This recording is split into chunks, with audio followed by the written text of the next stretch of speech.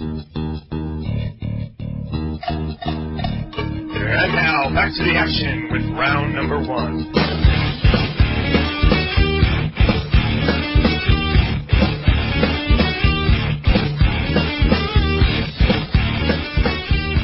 Ladies and gentlemen, welcome back to Combat Sports Live. Round number 1 is brought to you by the Renaissance Academy of Martial Arts, Central Virginia's best all-around martial arts training academy.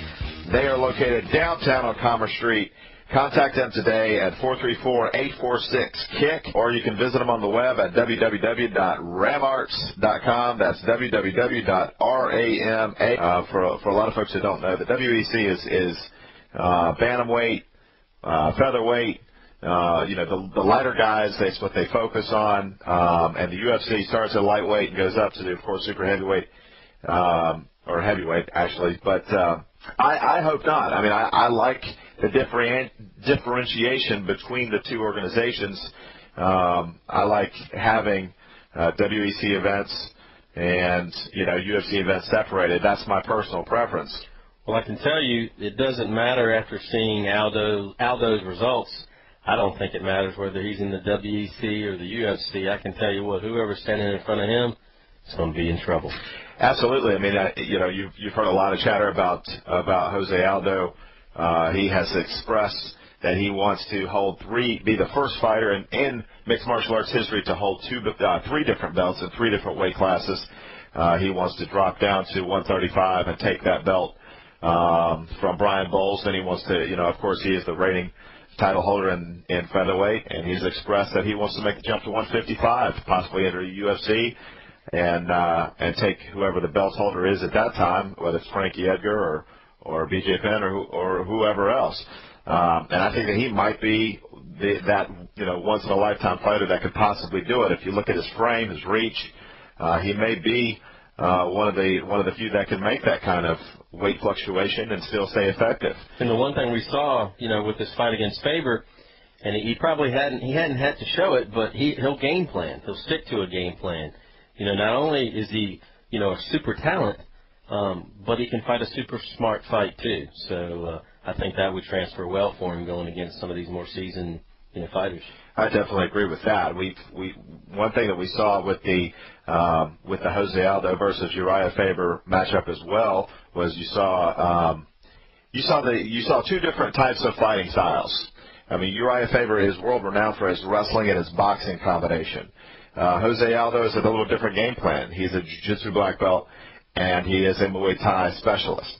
And so you saw, and I think that had played into Aldo's victory. Of course, wrestling was the missing ingredient to mixed martial arts, and mixed martial arts kind of turned on its head when you had strong wrestlers enter the game. But now you start to see the circle kind of come back around to the classic Muay Thai Brazilian Jiu-Jitsu, because with Uriah leading on that right leg, and he was heavy on that right leg all night, I think Aldo picked up on that and just started to pick him apart and just hammer away and chop away at that right leg. And by the 4th round, I mean, Uriah had really nowhere to go.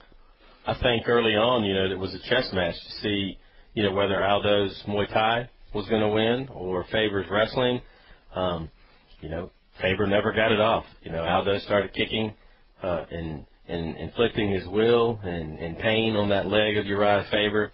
And it was game, set, match. By the latter part of the 2nd round, Faber had no spring in those legs. Yeah. He kept switching to southpaw, trying to, not get that leg kicked.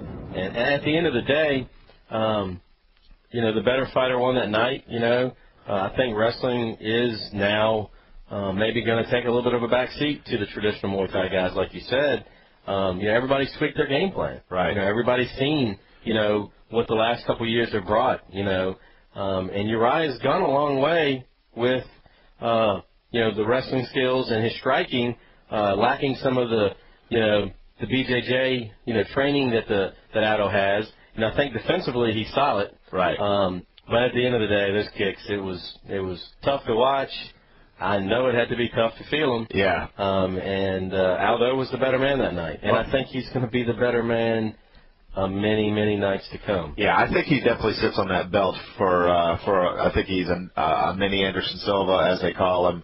I think that he is so strong in so many areas. That's why on paper, for me, looking at the comparison between the two fighters, I mean, Uriah's strength has always been his shot, taking him to the ground and wrestling.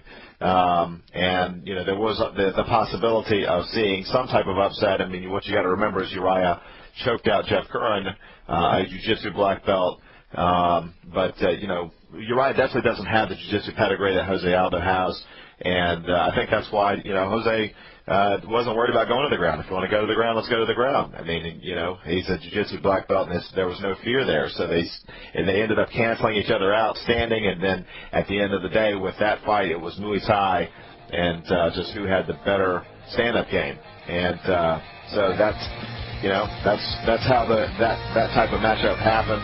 And we're going to talk a little bit more about the WEC 48 event when we come back at round number 2. So stick around, ladies and gentlemen. We'll be back in just a moment with Combat Sports Live. We're talking WEC 48. Later in the hour, we've got Scott Sigmund coming into the studio to talk about his upcoming fight.